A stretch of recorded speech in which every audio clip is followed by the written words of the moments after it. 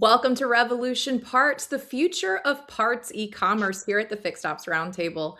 Ted, we have some special guests with us today. We have Jensei Numa of Revolution Parts and the Brian Benstock of Paragon Honda and Acura with us. Gentlemen, welcome to the broadcast and grateful to have you both with us today. Great to be here. Thanks for having me. Want to talk to you both a little bit about current events and things that are happening. Brian, I know we've had a number of chats with Sarah over the years about your work in e-commerce parts, and it seems that has been catapulted in recent months. A lot of dealers who sell parts online get stuck at 10,000, 20,000, maybe 30,000 a month, and you were there too. What change did you make that had it suddenly take off? So we try and drown out the noise and listen to the data. And the data said that e-commerce in 2024 and 2025 was going to be one of the big three leaders for all e-commerce. And I think we like to lean into the data. As you know, I have partners that used to work at Google, and Google says, "In God we trust." Everybody else bring the data. And we listened to the data, and we said, "What if that's true?"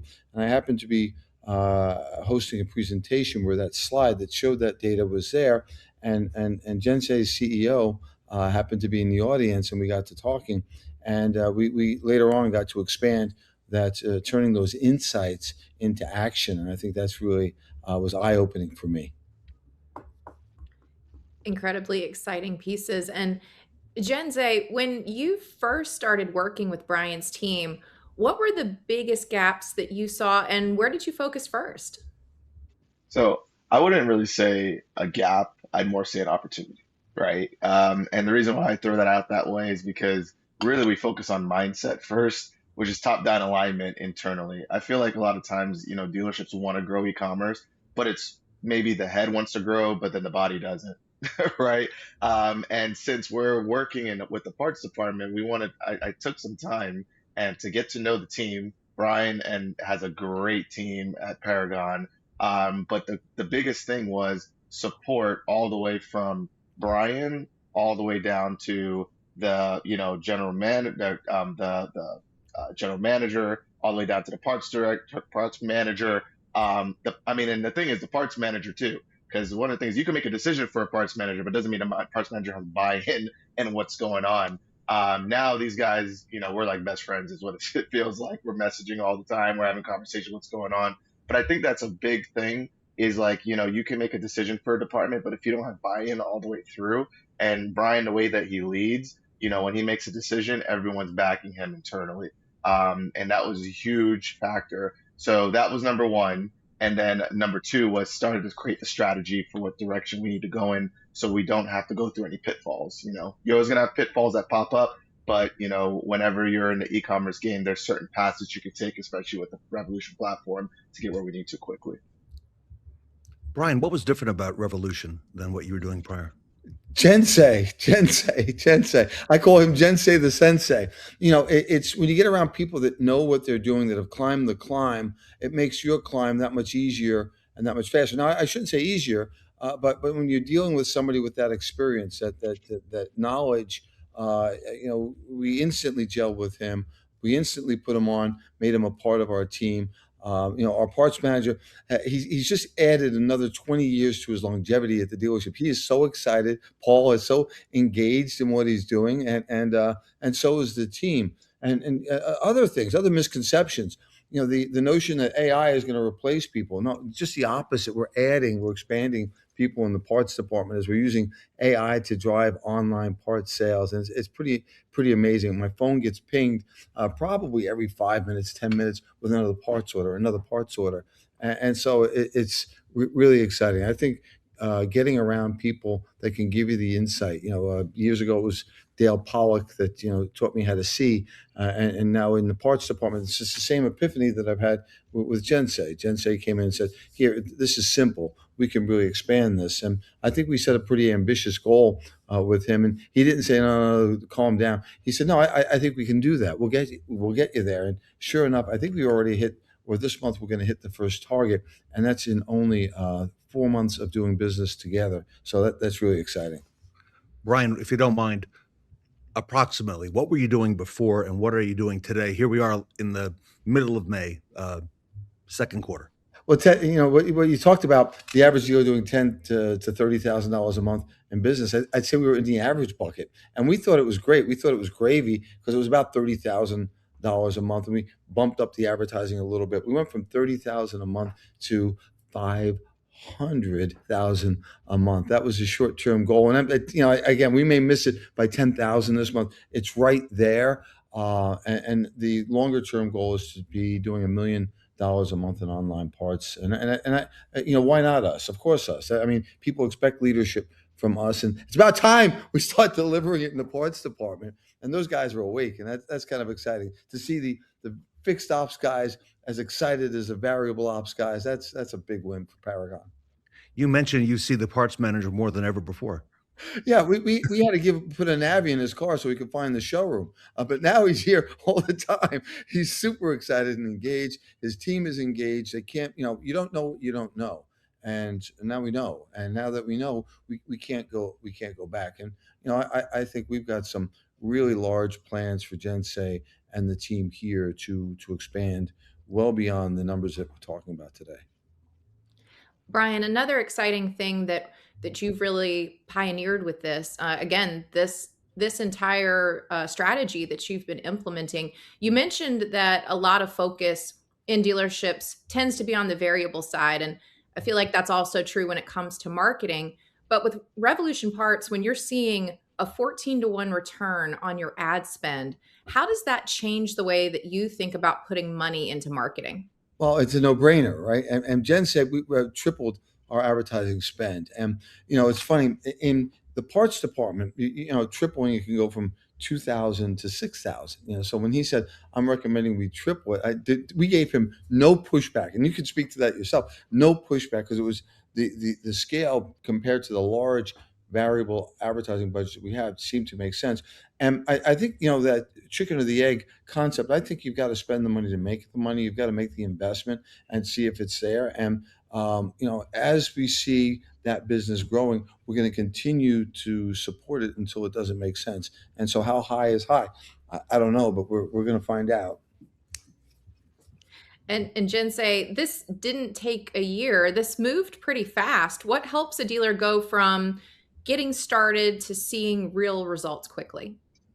Well, Brian just said it, right? They didn't hesitate when it came down to recommendations. I feel like most of the people, when they think about e-commerce in the parts department, they're dabbling their toes in, right? Instead of jumping all in the water and start learning how to swim. And one of the things about Brian and the Paragon team is every recommendation that has been given, they have taken, right? And, I feel like that's a huge factor, right? When you ask somebody to come in as a consultant, it's to make sure that, you consult. And what's the point of having a consultant if you're going to argue with the recommendations? So make sure we get to where we need to go. So I feel like that's one huge thing. And the other thing I think that's big for Brian and team is they've learned to treat the parts department and give them the same credit as every other department. And I'm not saying they didn't before, but other dealerships, I just know when I used to be a parts director, it was almost like we were the redheaded stepchild in the back somewhere. You know what I mean? It's like, and the parts department is a big portion of a dealership. It's a spine that carries the body. The issue is nobody sees a spine, right? So I have a confession here. When Honda gave us the plans for the service department many years ago, they had allocated 3 times the size for the parts department as the showroom. I'm saying, these guys don't know what the heck they're doing. And it's just the opposite. This guy didn't know what the heck he was doing. We went from data chaos to enterprise clarity. We're doing this in all 3 of the stores simultaneously. That is enterprise clarity. And I think the upside, now we've got White Plains competing directly with Paragon, and they don't have to be the stepchild. They can say, hey, we can do more than Paragon. And I've got to pump the brakes there because my guys over here aren't going to be happy about it. Mike Timpone is a veteran up there, He and Anthony have a great history together. It's a wonderful, wonderful competition that's going on. And why not us? Why can't we ship parts all over the nation? Why can't we be the Honda distributor for parts? And that's what we're going to be. That's what we're going to do. And it's on the way. These guys are really impressing me with their support. And Jensen, you make a recommendation, like you said, and they listen. And isn't that the hardest part for us, is having to get people to see the vision that we have, and these guys have it totally. Jensei, can I come back to something you said a few minutes ago? You said that once Brian set the vision, everybody fell in line. You work with a lot of dealerships, Jensei. How important is that to have the leader on board with this new vision of e-commerce parts? That is one. I feel like that's the missing piece for most dealerships in general. It's what changes it from just going to be another day in the parts department. We're going to work again, to what our work matters, right? We're doing something. We're going somewhere, and I feel like Brian does a phenomenal job at painting a picture of where everybody's going, so they don't feel like they're just working. You know what I mean? I think that's an important. And what he just said was so on point, because I'm the one I'm getting these phone calls from White Plains or from Paragon, and they're like, "Hey, how are we looking? Are we doing good?" And it brings this energy, internally there, to want to win and want to succeed. And most people, what they want to do is they want to press a button, sit back, and hope things happen, right? And that's not how you actually succeed in anything, long term. So it's pretty cool that the persona that Brian has as a leader, the team has definitely taken off for sure. Ted, what's happened? I'm working with on the next phase of my career, and I'm working with a colleague of ours, right, Mike Stahl now, and Mike's helping me be more of an enterprise leader rather than a hands-on employee or associate. And I have trouble letting go, but really the role now is more about vision and where's the organization going? How do I take them there? How do I keep the core of Paul Singer involved in that organization, the spirit, but really look to expand different avenues and opportunities in the industry and in the business. And sure enough, everywhere you look, there's opportunity. Everywhere you look in the existing store, and I always say it's mirrors, not windows. The opportunity is not out there; it's right underneath your feet. And we just found nearly $1 million a month if we're right here in the parts department. That's pretty special. Super special. Brian, I also want to make a note that you grew this without adding staff, which is very, very surprising. What got easier or more efficient as the business grew? Well, I think, first of all, Jensei laid out a blueprint for us. Here's the expect. Here's what the vendor partners are going to look for. Here are the people that are buying the parts. They are customers. And if you can manage to really treat them well, you can become the reliable expert in parts. And so you can get those repeat orders, because this isn't one and done. It's really going to be the business formula. It doesn't change. Find, serve, keep. Right? Find, serve, keep. And then it's that frequency, that repetition in those orders that makes you the trusted source. And then we're partnering with Amazon, and a lot of people are afraid of Amazon. We're sitting here saying, when we looked online, and if you go online parts, Google online parts, you've got 1,000 different operators there. You know who's not there? The dealers. Not a single dealer there. But Amazon's there. So we're chasing Amazon. We're never going to catch Amazon. But if we can come in number 2 to Amazon, that's okay. And same thing with tires. You Google tires near me, and no dealers come up. So I think these are really big opportunities for us in that space. And Jensei is helping us see that. And the other big player, eBay.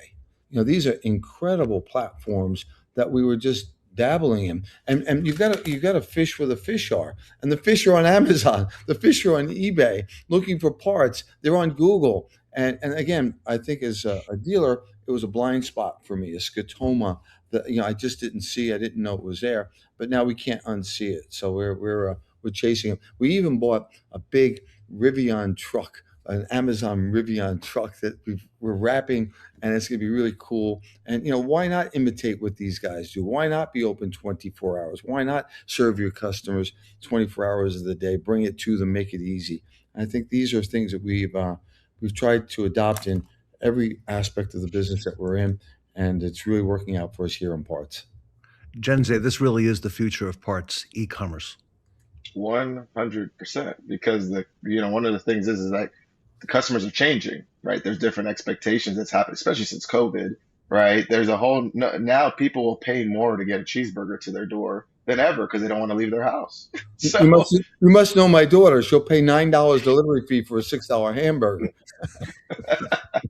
so why wouldn't people have the same mentality for parts sales? I think there used to be a day where people were afraid of ordering the wrong parts, and that was what deterred people. But now people want the convenience to order their parts. They don't want to take time to walk into a dealership and go back and forth and try to figure out does something fit. They want a platform that works. They can put their VIN number in. It pops right up. They press a button and it comes to their door. That's Sensei, what the you expectation. hit the key word there. The platform is easy to shop on. The platform is designed to make it easy for dealers to count the orders, to do the accounting, to handle returns. I saw some of the future products that you guys are working on to make it even easier for dealers when there's a dispute to handle them, to make sure they're handled properly, and the accounting is right. That platform makes it really special. It makes it doable. I mean, I think that's the big fear, and we see some of these platforms that come in. They help us solve the perceived problems in these areas that we're not familiar with, and so it's not been plug and play, but it's been somewhat plug and play for us at Paragon. Yeah. I think the other piece of the puzzle that's huge is it's great to sell in your market area, but if you're really going to scale, you got to try to serve everyone in the world. You know what I mean? That's our market area, man. That's our market area. Shh. Anywhere there's a zip code, that's our market, and not 11377. But the other thing is we've become better. We've become better with our market because we took that for granted, and you can't unlearn something. And I think that's really what's great. You're pressing on us. Hey, you got to take care of these people. It's got to be now, now, now, now, now, now, and you don't forget that when you're dealing with the local customers. I mean, there's a million body shops within a couple of miles of Paragon, and why not become the number one supplier for those body shops of the parts? And it's not always about the price. It is about the speed and the service and the quality of what you're delivering. So those are things that, again, should be universal for all of us in all departments, but unfortunately, they are not, and they were not for us. And I'm getting there. I hope I don't die before I actually start to get there in all the departments. There's a couple other departments that we've got to work on, and I think we could see some more upside in some big spots. Brian, we were recently on the stage together, Ted, myself, Jensei, and you at NADA, and you had said you've never been more excited about parts in that conversation. And, today, as we're talking about e-commerce, you're so right. The customer is more educated than ever before. They have access to information right at their fingertips, and they are shopping on platforms like Amazon and eBay to make these decisions. What else are you seeing that other dealers might be missing right now when it comes to parts e-commerce? Well, I want to go to fixed, right? In fixed ops, 80% of our business, was 75%, depending on who you're talking to, is going to the independents. I think we forfeited that by taking our customers for granted, because we have the big H Honda sign outside, thinking that entitles us to all the Honda parts business, service business, new car business, used car business. And it's not the case. And again, when we talk about advertising in those areas, you see all the independents have taken them. It's just like the old banker's hours. Our service departments would open up at 8 o'clock and close at 5 o'clock. And of course, the customers, if they wanted to drop their car off at 8 o'clock, had to be late to work. And if they wanted to pick the car up, they had to be leave work early. And the independents had better hours. So these were things that we started fixing years ago. Then we looked in 7 days a week. This is nothing new. Sears did this many years ago and did a tremendous job. And unfortunately, they're not around, but don't throw that baby out with the bathwater. Some of those centers that they had really served their customers. They were proximate to where customers were shopping, have your car dropped off, do your shopping, and go pick your car up. Those concepts can be replicated, but just somewhat differently. Why don't we pick up a customer's car? Why don't we do pickup and delivery to handle the service? And when we're talking about parts, well, you don't have to come to me to buy a part. You've got one of these, and so you can shop Paragon anywhere in the free world, and we'll ship you a part anywhere that it's legal for us to ship you a part. Jensei, I want to come back, if I may, Sarah. Dealers watching this, retailers watching this may think, all right, that's great for Paragon, all right, but what about me? How realistic is it for me to get these kinds of numbers that Paragon is getting, Jensei? I believe any dealership, any brand can succeed in e-commerce parts in a parts department. It doesn't have to be a huge parts department. It doesn't have to be huge inventory. But the thing is that you have to have a good platform, you have to have a good strategy, and you have to be serious about growing. The platform helps position you, a strategy, make sure you get to certain places, but then the tenacity internally is critical to want to make sure you get to where you need to be. And I've met people that said, "Oh, I was on Revolution, and or I tried to get e-commerce and it didn't work." And I'm like, "No, you didn't work." That's usually the problem, right? Because to me, this, because I've built multiple e-commerce parts departments myself, and this is not this, what we've done with, and I've been spending time with Brian and team. This is going to be a phenomenal story when they hit their real goal. I can't wait for that to happen, right? But That's like, kind they're of one of the, yeah, I know. They're one of the main dealers that I've seen that actually are 100% all in, and the ones that are, that's the numbers that they generate. To me, it's 2 plus 2. It always equals 4, right? People are trying to do 1 plus 5 and get 4. It doesn't make sense. It's not happening. You know what I mean? So, Ted, when you say, everyone uses Paragon as well, if you can't do it because that's a big, well-established store. But White Plains is doing very similar numbers to Paragon Honda in the parts, and our parts department is smaller. Our operation is smaller. Our UIO is smaller. But Mike is chasing us. He thinks, hey, I can catch you guys, and he's doing a heck of a job. He's at about 130,000 or so month to date there, and he was pacing 200. He was pacing 200. I think he's going to come in somewhere around 180,000 from that little service department. Now we are planning, and we're double decking that service department the parts department there. We're real excited about the capacity that we're going to have. We've got 10 pounds of potatoes in a 5-pound sack, and we're going to double the size of that sack. But you don't have to have a big facility, right, Jensei? With the advent of same day parts delivery, you sell the part, you order the part, you deliver the part, you sell the part, order the part, you deliver the part. No part of that equation is store it endlessly on a shelf. It does you no good sitting on a shelf. So, I think that just-in-time delivery stuff that we learned a long time ago really works. And take a page out of the OEM's book there. The other benefit, Ted, that I think we're going to get, from what I'm told, one of the most profitable departments of manufacturer is the parts department. They make a lot of money on the parts, and I think that being a trusted partner to American Honda and helping them sell parts and helping them be even more profitable is just good business all around for all of us. So we're real excited about expanding our relationship with American Honda and having them say, hey, what the heck are those guys doing over there in parts? They didn't even know they had a parts department. And by virtue of the amount of cars we sell a lot of parts. The amount of cars we service a lot of parts. But we're starting to really disproportionately improve the performance of those departments, and it's really exciting.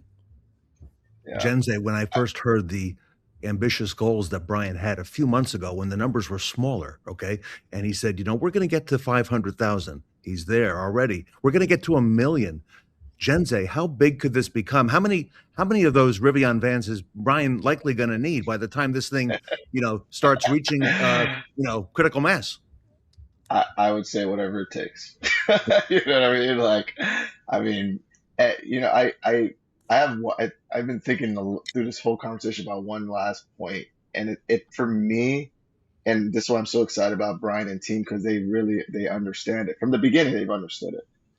Well, we believed. We didn't understand it. We believed, and then my job is the vision, and then your job was the strategy, and you put that stuff together with a bunch. I got a great team. Anthony and Paul and Marat and these guys here are great. And then Jason and Mike up there want to compete with us. And I love. There's nothing like competition. And my favorite drug of choice is ambition. Ambition. These guys, they think they can. They think they can. And so it's really exciting to see that part of the store, the what used to be the caboose, now bringing up the rear end and doing some great work. And by the way, did I mention White Plains Honda all-time record in service department last month? Did I mention Paragon Honda all-time service record? These are not coincidences. So it's really exciting. So cheers to the team, the men and women doing that in those departments. And Jensei, it starts at the top. You can feel the mindset, okay, that Brian conveys. And when you're in the store, okay, that transcends right through his leadership. And Brian's on board, they're on board, and there's no telling how big this is going to get. You guys will be in the store soon, so we're excited about that too. Yeah, I will be there also. And Jensei's coming too. Yeah, the sensei. Jensei the sensei. That's right. It brings the magic. Sarah, I think this fits really well into the strategic, organizational, and tactical buckets that Brian is working on also, because this really fits into the big picture of what he's doing. It does, Ted. And Brian, Jensei, this is so exciting to hear the success that you're already having, and all the goals and success that's coming in the future is going to be even better. So, Sarah, it's nice. It fits under the umbrella of frictionless for us, and frictionless is aspirational. It's that you can't quite ever reach that, but you can have less friction. And we find every time we remove a barrier, we remove a little friction, a metaphorical artery opens up of opportunity. And this parts department, and this parts initiative is exactly in line with that frictionless strategy that we've been putting in place. Love it. Brian and Jensei, in our closing moments, any last advice for the dealers and retailers watching this who have been thinking about getting on board? Their parts managers have been telling them. Brian, if you spoke to another dealer, general manager, what would you say? And then Jensei also to bring it home.